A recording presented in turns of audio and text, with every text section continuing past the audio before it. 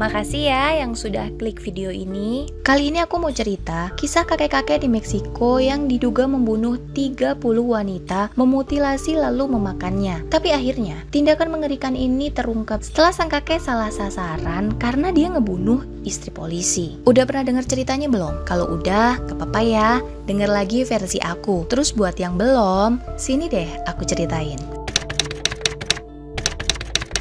Reina Gonzalez, 34 tahun, tidak menunjukkan sikap janggal apapun siang itu.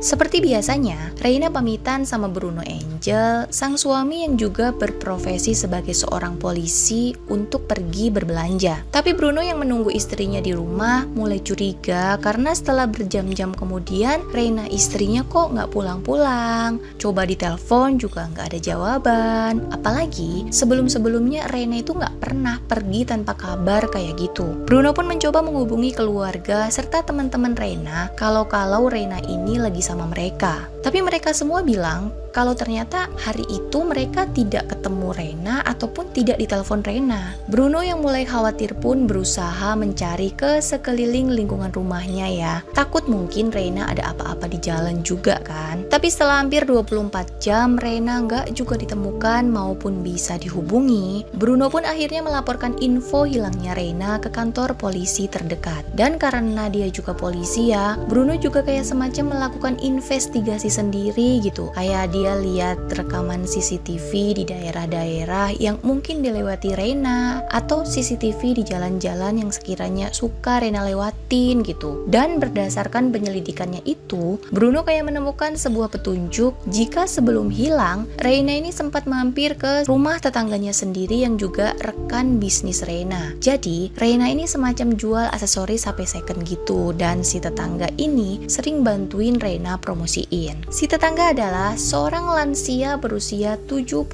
tahun bernama Andres Filomeno Mendoza. Sehari-hari, kakek Andres ini berprofesi sebagai tukang daging di pasar sekitar situ. Hubungan si kakek sama Bruno dan Reina istrinya juga lumayan dekat ya, karena selain mereka tetanggaan, si kakek yang tinggal sendiri itu juga sudah dianggap saudara lah sama mereka. Dan awalnya siang itu, 14 Mei 2021, Bruno pun hanya berniat nanya aja ke si kakek, karena berdasarkan penyelidikan dia kan Reina ini sempat mampir ke rumahnya ya. Siapa tahu gitu waktu Reina mampir itu Reina ada ngomong mau kemana atau apa gitu yang bisa Bruno pakai sebagai petunjuk. Setelah diketok berkali-kali, ternyata rumah si kakek ini sepi. Waktu itu Bruno ngira, oh mungkin si kakek Andres lagi pergi. Ya udah, dia pun kembali pulang ke rumahnya sambil nyari-nyari petunjuk lain. Nah, tapi setelah ngubek-ngubek informasi lagi kok tetep ya, orang yang mungkin terakhir kali berinteraksi sama Reina ini ya cuma si kakek doang. Ya udah, akhirnya karena penasaran, malam itu sekitar jam 8 malam, Bruno pun kembali datang ke rumah si kakek. Dan keadaannya juga masih sama, sepi.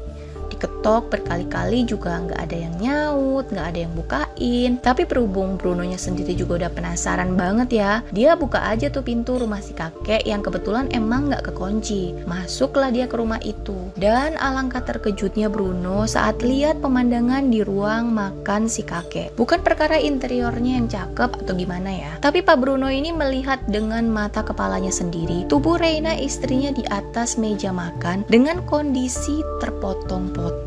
Dan ini tuh di rumah kakek Andreas ya, tetangga yang ibaratnya udah dianggap sebagai keluarga sendiri. Kok bisa-bisanya Reina udah dalam kondisi mengerikan kayak gini di rumah si kakek? Bruno yang shock, panik dan takut tentu saja langsung menelpon teman polisinya untuk segera datang ke TKP. Kakek Andreas sendiri saat itu langsung menjadi buronan ya, dan dia berhasil ditangkap keesok harinya yaitu pada tanggal 18 Mei 2021 sekitar jam 8 malam. Dia didakwa dengan kasus pembunuhan dan saat ditangkap dia juga kayak udah pasrah aja gitu, gak ada perlawanan. Malah si kakek cenderung biasa aja. Maksudnya di sini si kakek tuh gak panik atau takut gitu karena ketahuan bunuh orang. Dia kalem aja, tenang gitu. Sampai polisi ini sempat ngira kalau jangan-jangan si kakek ini ada gangguan mental. Soalnya tenang banget. Padahal saat itu bisa dibilang keadaan lagi lumayan kacau ya. Ya gimana enggak? Ada mayat orang kepotong-potong ditemuin di rumahnya loh. Kan aneh ya kalau masih bisa slow gitu. Di hadapan hadapan polisi,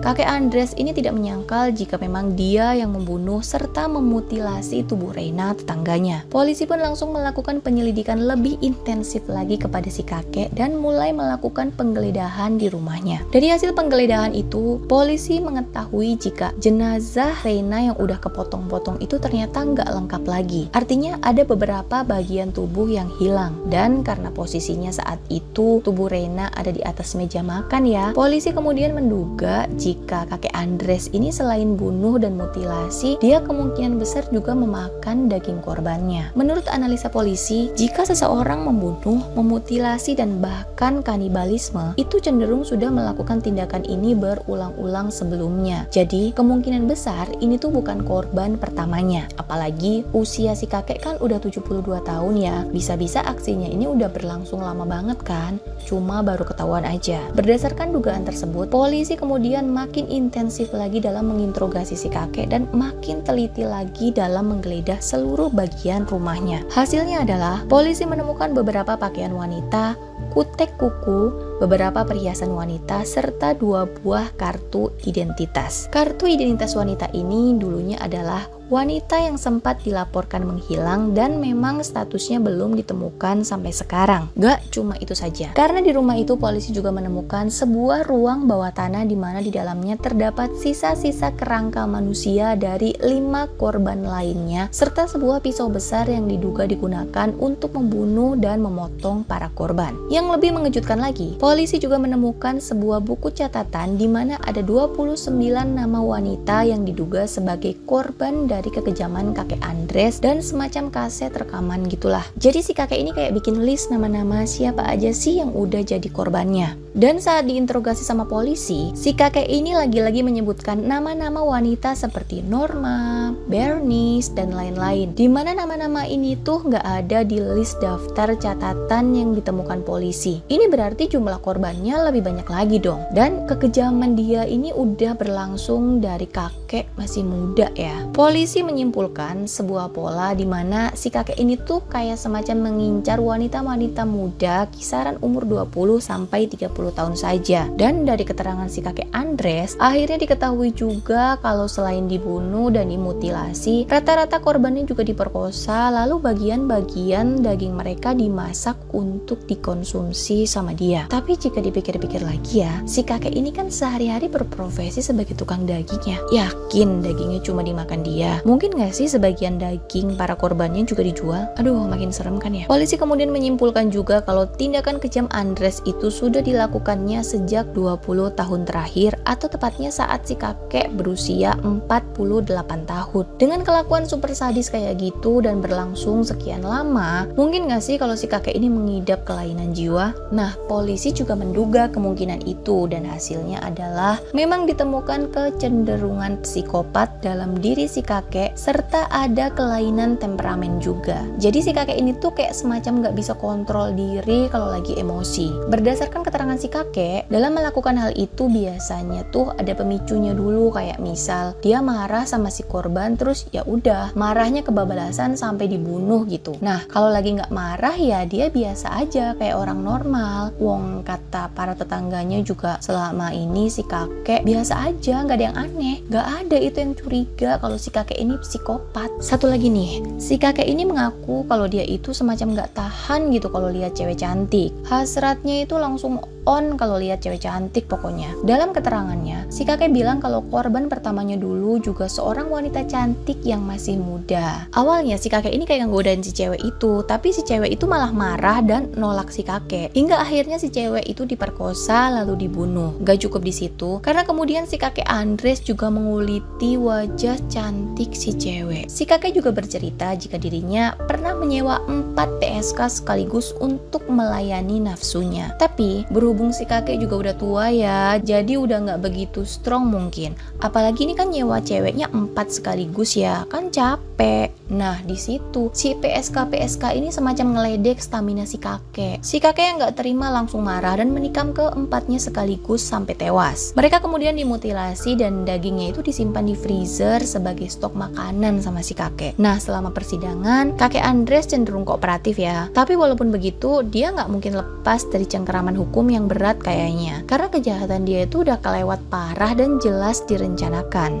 Jika diperhatikan dengan jumlah korban sebanyak itu, kok bisa sih si kakek nggak ketahuan? Itu tidak lain dan tidak bukan karena si kakek menyimpan para korbannya di ruang bawah tanah rumahnya dan sebagian lagi dimakan. Coba kalau dibuang di mana gitu, bukan gak mungkin udah ketahuan dari dulu kan? Jadi kalau udah sampai sedia ruang bawah tanah juga, berarti si kakek emang udah mateng nih rencananya. Nah, sampai saat ini proses hukum Meksiko masih berlanjut untuk memastikan hukuman apa yang pantas diterima sama si kakek. Soalnya yang beneran terungkap kan baru pembunuhan Ibu Reina aja ya. Sementara pembunuhan-pembunuhan yang lain itu belum komplit berkasnya. Jadi polisi juga belum bisa nih memastikan hukuman apa sih yang setimpal. Tapi walaupun begitu, selama nunggu vonis apa nih kira-kira yang bakal diterima si kakek Andres tetap berada di penjara. Terima kasih yang sudah menonton video ini dari awal hingga akhir. Makasih banget ya.